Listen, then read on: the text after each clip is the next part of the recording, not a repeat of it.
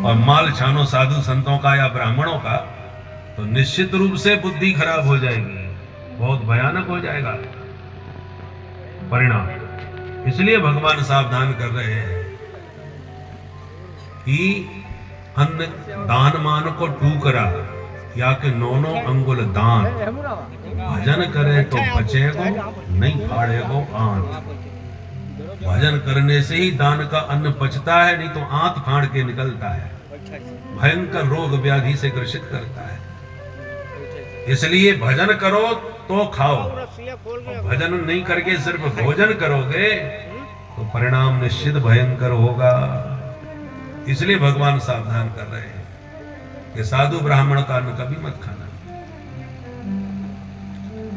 किसी साधु के यहां जाओ, भोजन भंडारा पाओ तो भंडारा करा के आओ, अथवा माल छान लिया 500 का और 100 रुपया दे करके महाराज जय सिया राम जा रहे हैं महाराज जी, ऐसा नहीं।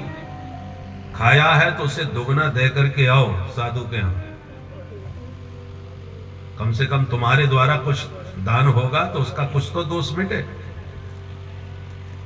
इस प्रकार भगवान समय समय पर अपनी संतान को सावधान करते रहते थे। एक दिन बलराम जी बोले कन्हैया चलो वृंदावन हो आए, परसों की कह के आए थे, बरसों बीत गए आज।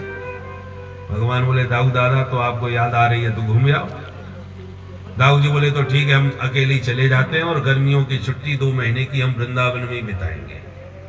तो चैत्र वैशाख 2 महीने की छुट्टी लेकर के दाऊ जी चले गए वृंदावन। ब्रजवासियों को बड़ा आनंद हुआ दाऊ जी के दर्शन से।